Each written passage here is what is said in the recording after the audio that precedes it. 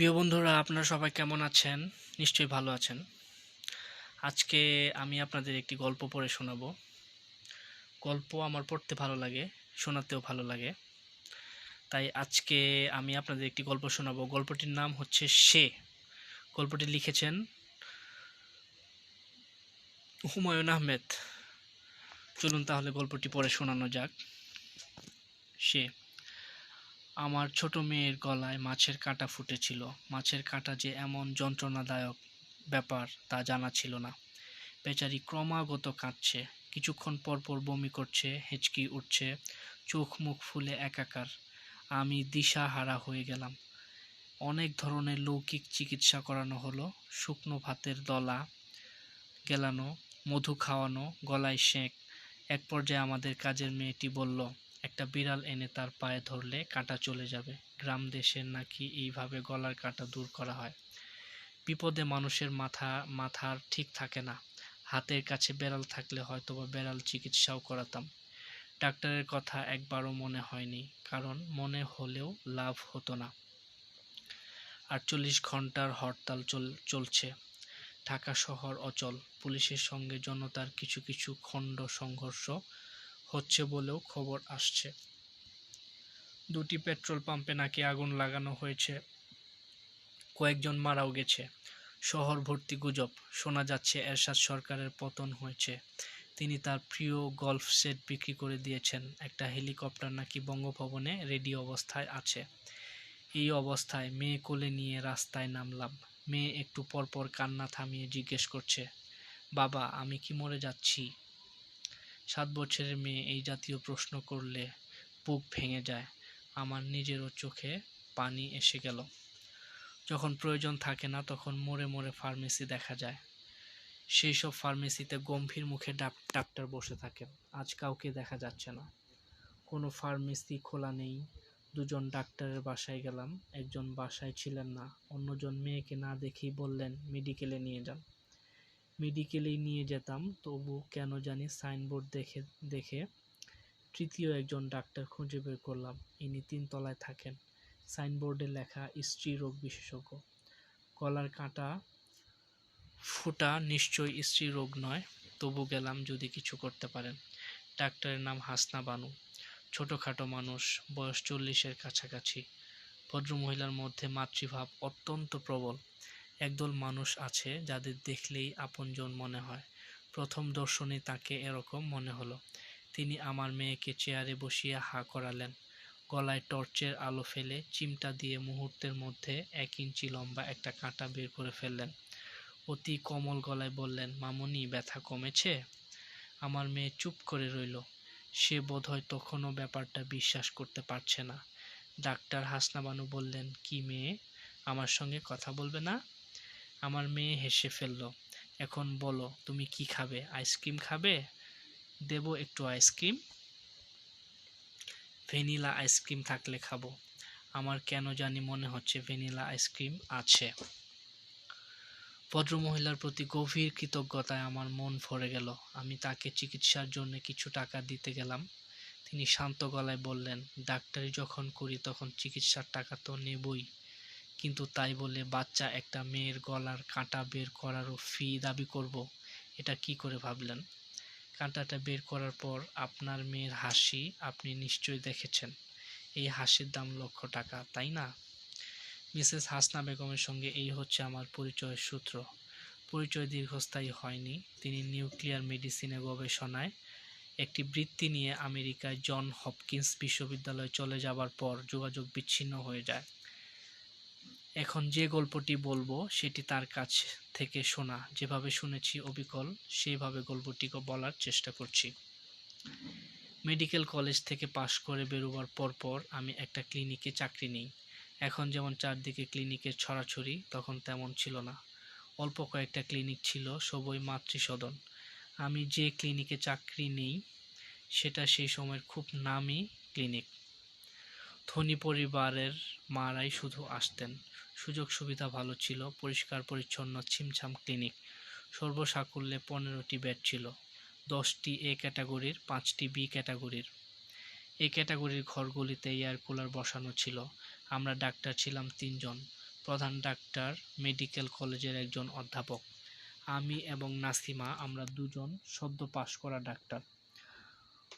অবশ্যই সব কাজ আমরা দুজনই দেখতাম। যেহেতু ছোট ক্লিনিক, আমাদের কোনো অসুবিধা হতো না। ডিসেম্বর মাসের মাঝামাঝি সময়ে আমাদের ক্লিনিকে 18-19 বছরের একটি মেয়ে ভর্তি হলো। প্রথম মা হতে যাচ্ছে, ভয়ে অস্থির। আমি প্রাথমিক পরীক্ষা করে দেখলাম এখনও অনেক দেরি। এক একটা কন্ট্রাকশনের ভেতর গ্যাপ অনেক বেশি। আমি তাকে আশ্বস্ত করলাম, বললাম ভয়ের কিছু নেই। মেয়েটি করুণ গলায় বলল, তুমি তো বাচ্চা মেয়ে, তুমি পারবে, তুমি তুমি জানো সব কিছু। আমি হেসে ফেললাম, হাসতে হাসতেই বললাম, আমি বাচ্চা নই, তাছাড়া আমি একজন খুব ভালো ডাক্তার, আপনার কোনো ভয় নেই। আমি ছাড়াও এখানে ডাক্তার আছেন, একজন প্রফেসর আছেন, তিনি কিছুক্ষণের মধ্যেই আপনাকে দেখবেন। রোগিণী বললেন, ভাই তোমাকে তুমি করে বলেছি বলে রাগ করনি তো? না, আমার এমন বদঅভ্যাস, যাকে পছন্দ হয় তাকেই তুমি বলে ফেলি। আমি কাগজপত্র ঠিকঠাক করবার জন্য ভদ্রমহিলার স্বামীকে নিয়ে অফিসে চলে এলাম। দেখা গেল খুবই ক্ষমতাবান পরিবারের বউ। 7-8টা গাড়ি দাঁড়িয়ে আছে।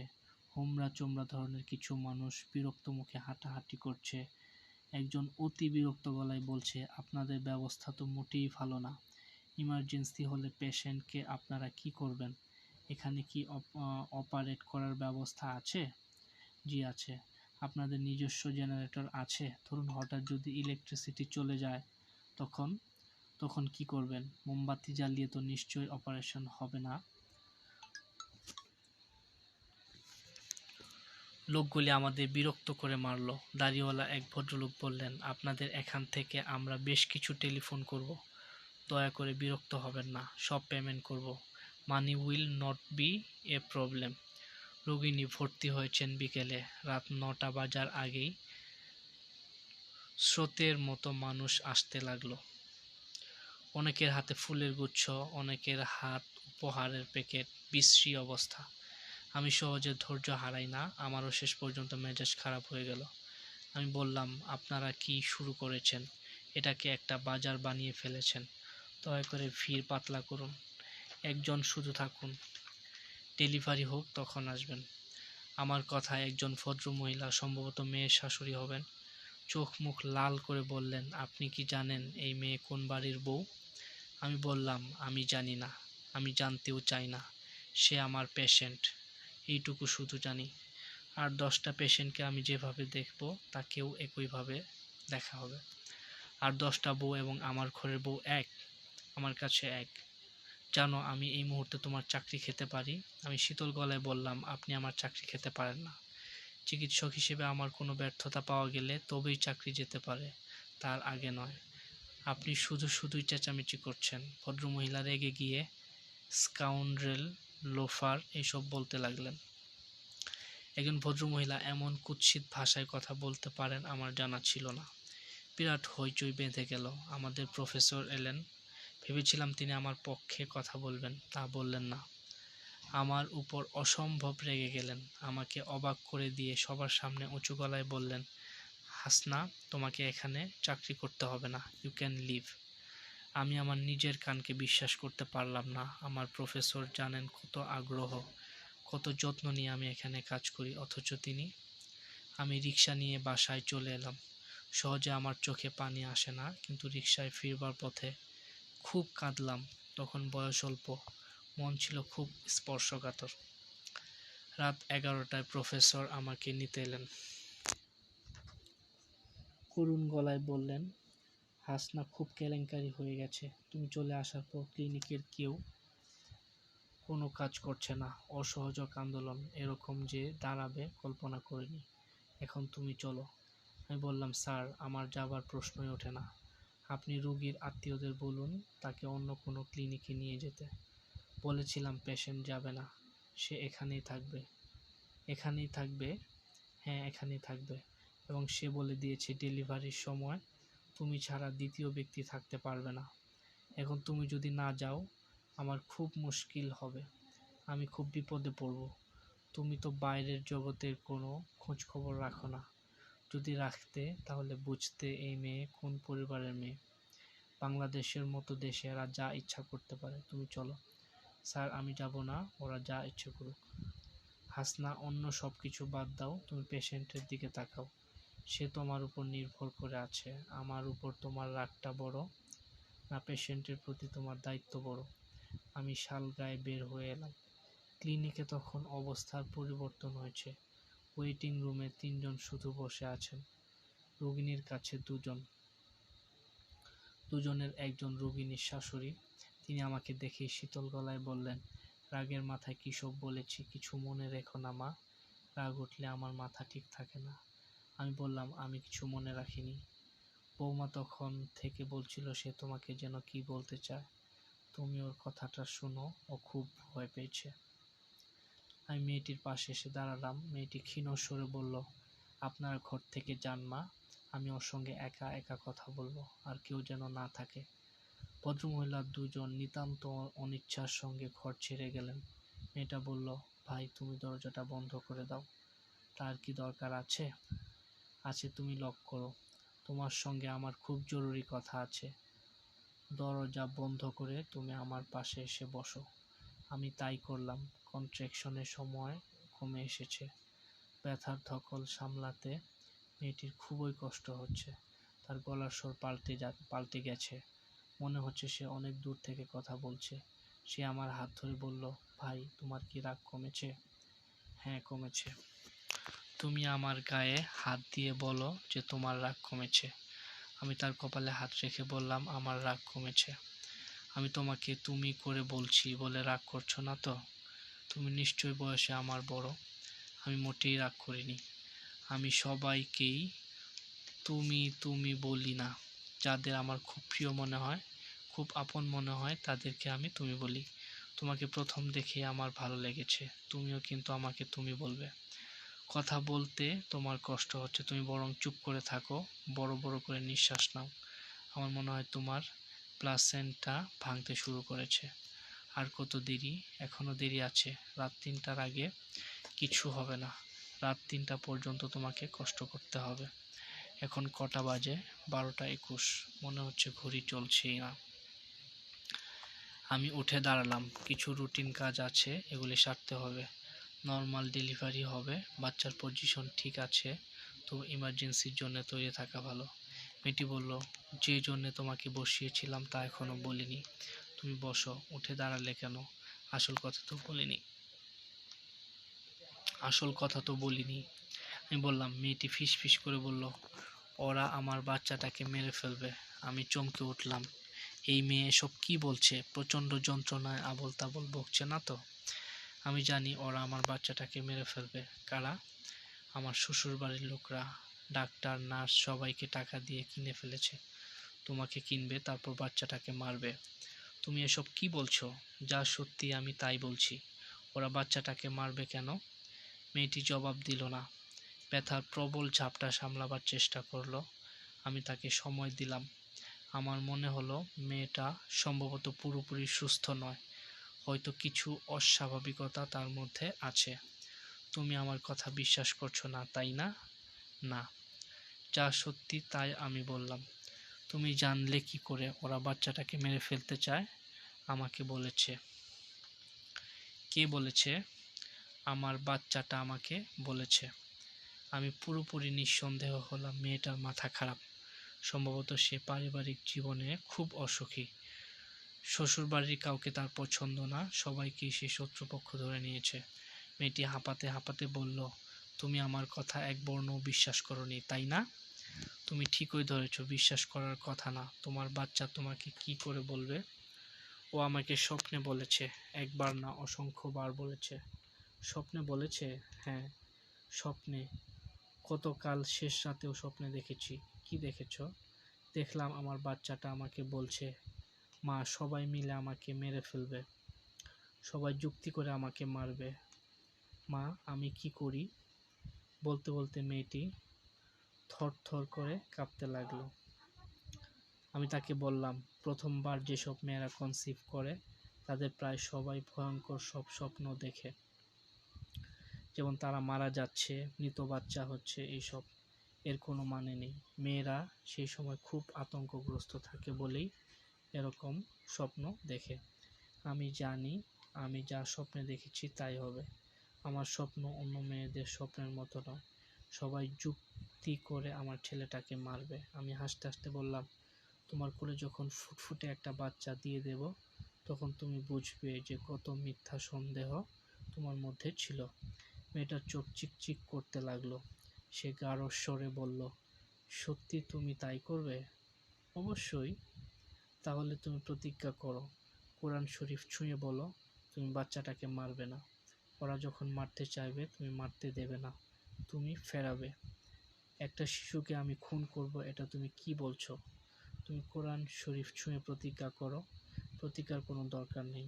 দরকার থাকুক বা না থাকুক, তুমি প্রতিজ্ঞা করো। কোরআন শরীফ এখানে পাবো কোথায়? আমার সঙ্গে আছে, আমার ওই কালো ব্যাগটার ভেতর। আমি নিয়ে এসেছি। রোগীকে শান্ত করবার জন্যে প্রতিজ্ঞা করতে হলো। রোগী শান্ত হলো না, তার অস্থিরতা আরও বেড়ে গেল। সে চাপা গলায় বলল, আমি জানি তুমি প্রতিজ্ঞা রাখতে পারবে না। যদি না রাখো তাহলে আমার অভিশাপ লাগবে। আমি তোমাকে একটা কঠিন অভিশাপ দিচ্ছি। মেয়েটি সত্যি সত্যি একটা কঠিন অভিশাপ দিয়ে বসল। মেয়েটার মাথার যে ঠিক নেই, সে যে অসুস্থ একটি মেয়ে তার আরেকটি প্রমাণ পেলাম। তবে তার এই অসুস্থতা, এই মানসিক যন্ত্রণা দীর্ঘস্থায়ী হবে না। একটি হাসি খুশি শিশু তার সমস্ত কষ্ট ভুলিয়ে দেবে। সব কিছুই ঠিকঠাক মতো চলছিল। রাত 2টায় বাইরের দুজন পুরুষ ডাক্তার এলেন। ডেলিভারির সময় এরা থাকবেন। এদের মধ্যে একজন আমার পরিচিত, ডাক্তার সেন, বড় ডাক্তার এবং ভালো ডাক্তার। আমাদের রোগিণী নতুন ডাক্তার দুজন দেখেই আতঙ্কে ফ্যাকাশে হয়ে গেল। আমার হাত ধরে ফিসফিস করে বলল, এরা কারা? এরা আমার বাচ্চাকে খুন করবে। আমি বললাম, তুমি নিশ্চিন্ত থাকো, আমি সারাক্ষণ এখানে থাকবো। 1 সেকেন্ডের জন্য নড়ব না। তাছাড়া ডাক্তার সেনকে আমি ব্যক্তিগতভাবে চিনি। তার মতো ডাক্তার কম আছে। মনে থাকে যেন তুমি প্রতিজ্ঞা করেছ। আমার মনে আছে। প্রতিজ্ঞা ভাঙলে আমার অভিশাপ লাগবে। আমার মনে আছে। তার কিছুক্ষণ পরই ভদ্রমহিলার স্বামী আমাকে ডেকে নিয়ে গেলেন। খুবই অল্প বয়স্ক একজন যুবক। তাকে বেশ ভদ্র ও বিনয়ী মনে হলো। তবে যে কোনো কারণেই হোক তাকে বেশ ভীত বলে মনে হচ্ছিল। ভদ্রলোক নরম স্বরে বললেন, আপা, আমার স্ত্রী সম্ভবত আপনাকে কিছু বলেছে। আপনি ওর কথায় কিছু মনে করবেন না। ও এসব কেন যে বলছে কিছু বুঝতে পারছি না। আমাদের বাচ্চাটা সংসারের প্রথম সন্তান। আমি আমাদের পরিবারের বড় ছেলে, অথচ ওর ধারণা। আমি ভদ্রলোককে আশ্বস্ত করবার জন্যে বললাম, আপনি এসব নিয়ে মোটেই মাথা ঘামাবেন না। সব ঠিকঠাক আছে তো আপা? সব ঠিক আছে। সিজারিয়ান লাগবে না? না, নর্মাল ডেলিভারি হবে। তাছাড়া ডাক্তার সেন এসেছেন। উনি খুবই বড় ডাক্তার এবং হাইলি স্কিল্ড। তাহলে আপনি বলছেন সব ঠিকঠাক হবে? হ্যাঁ। রাত 3টার পর থেকে দেখা গেল সব কেমন বেঠিক চলছে। বাচ্চা নেমে এসেছে বার্থ চ্যানেলের মুখে। এই সময় ডাক্তার সেন বললেন, বাচ্চার পজিশন তো ঠিক নেই, মাথা উপরের দিকে। এতক্ষণ তোমরা কি মনিটর করেছ? আমিও দেখলাম তাই। এরকম হওয়ার কথা নয়। কিছুক্ষণ আগেই সব পরীক্ষা করা হয়েছে। আমরা মুখ চাওয়াচাওয়ি করতে লাগলাম। প্রচুর রক্তক্ষরণ হতে লাগলো। এই সময় এত রক্তপাতের কোনোই কারণ নেই। টকটকে লাল রক্তের রক্ত, যা ধমনী থেকে আসছে। সমস্যাটা কোথায়? ব্লাড ক্রস ম্যাচিং করা ছিল। রক্ত দেওয়া শুরু হলো, কিন্তু এটা সমস্যার কোনো সমাধান নয়। মনে হলো রোগিণী বাইরের রক্ত ঠিক গ্রহণ করতে পারছে না।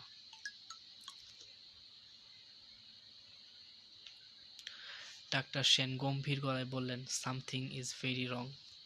আমাদের সবার গা দিয়ে শীতল স্রোত বয়ে গেল। ডাক্তার এসব কি বলছেন? কিছুক্ষণের মধ্যেই দ্বিতীয় সমস্যা দেখা দিল। হঠাৎ করে কন্ট্রাকশন বন্ধ হয়ে গেল, অথচ এই সময়ই কন্ট্রাকশন সবচেয়ে বেশি প্রয়োজন।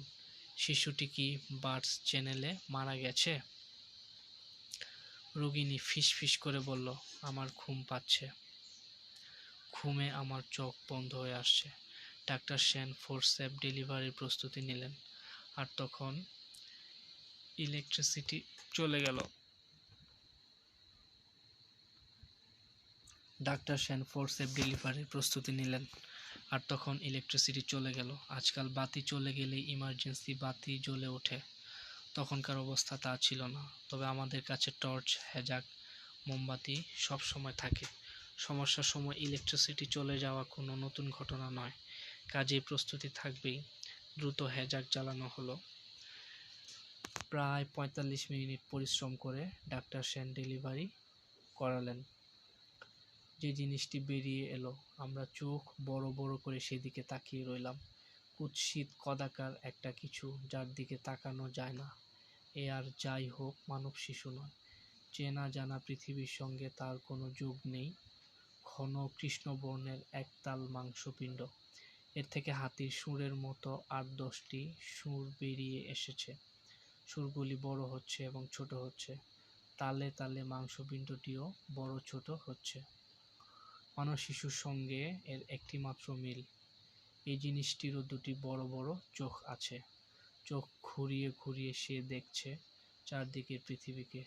চোখ দুটি সুন্দর, কাজল টানা।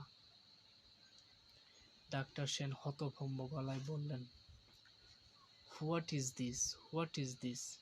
ফোরসেপ দিয়ে ধরা জন্তুটাকে তিনি মাটিতে ফেলে দিলেন। মেঝেতে সে কিলবিল করতে লাগলো। মনে হচ্ছে সুরগুলিকে পায়ের মতো ব্যবহার করে সে এগুতে চাচ্ছে। আমার সঙ্গে সহকর্মী হঠাৎ পেটে হাত দিয়ে বমি করতে শুরু করলো। আমাদের পরম সৌভাগ্য যে রোগিণীর জ্ঞান নেই। জ্ঞান থাকলে এই ভয়াবহ দৃশ্য তাকে দেখতে হতো। ডাক্তার সেন বললেন, কিল ইট, এক্ষুনি এটাকে মেরে ফেলা দরকার। জন্তুটি কি মানুষের কথা বুঝতে পারে? ডাক্তার সেনের কথা শেষ হবার সঙ্গে সঙ্গেই তীব্র ও তীক্ষ্ণ শব্দ বের হয়ে এলো। ডাক্তার সেনের কথা শেষ হবার সঙ্গে সঙ্গেই তীব্র ও তীক্ষ্ণ শব্দ বের হয়ে এলো। অত্যন্ত হাই ফ্রিকোয়েন্সি সাউন্ড, যা মানুষের স্নায়ুকে প্রচণ্ড ঝাঁকি দেয়। ডাক্তার সেন বললেন, অপেক্ষা করছেন কেন? কিল ইট। জন্তুটি এগুতে শুরু করেছে। সুরগুলি বড় হচ্ছে, ছোট হচ্ছে। আর সে এগুচ্ছে তার মার দিকে। আমরা দেখছি সে মেঝে বেয়ে বেয়ে তার মার খাটের দিকে যাচ্ছে। খাট বেয়ে উপরে উঠছে, আশ্রয় খুঁজছে মার কাছে। যেন সে জেনে গেছে এই করুণ পৃথিবীতে একজনই শুধু তাকে পরিত্যাগ করবে না। ডাক্তার সেন বললেন, আপনারা অপেক্ষা করছেন কেন? কিল ইট। আবার আগের মতো শব্দ হলো। জন্তুটি এক দৃষ্টিতে তাকিয়ে আছে ডাক্তার সেনের দিকে। তার চোখ দুটি মানুষের চোখ। সেই চোখের ভাষা আমরা জানি। সেই চোখ করুণা এবং দয়া ভিক্ষা করছে। কিন্তু করুণা সে আমাদের কাছ থেকে পাবে না।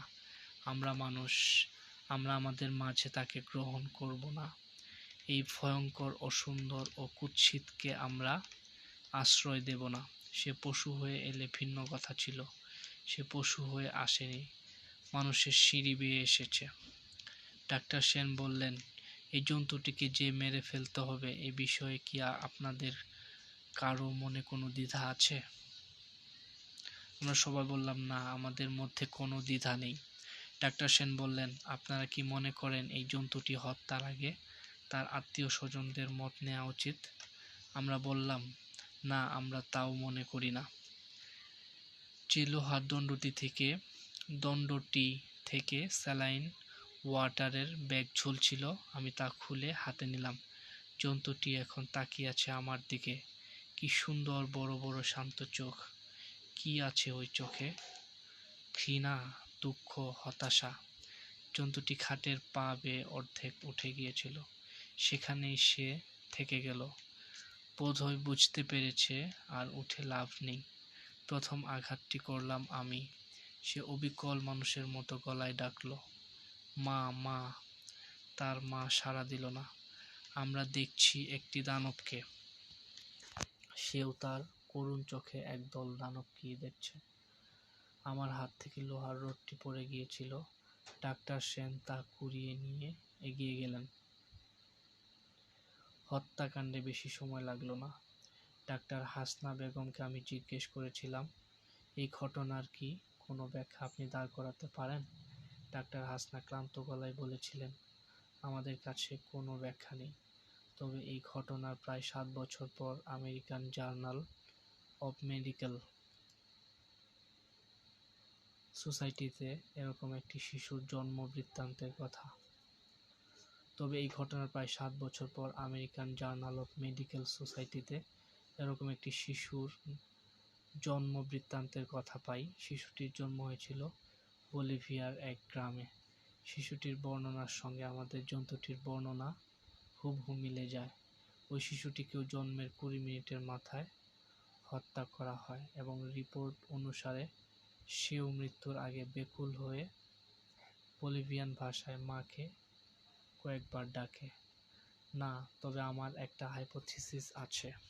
আমার মাঝে মাঝে মনে হয় প্রকৃতি ইভলিউশন প্রক্রিয়ায় হয়তো নতুন কোনো প্রাণ সৃষ্টির কথা ভাবছে, পরীক্ষা নিরীক্ষা করছে। আমরা প্রাণপণে সেই প্রক্রিয়াকে বাধা দিচ্ছি। আপনার ধারণা এরকম ঘটনা আরও ঘটবে?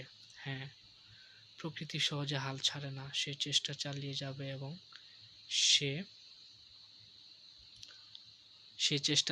যাবে এবং সে লক্ষ্য রাখবে যাতে ভবিষ্যতে আমরা বাধা দিতে না পারি।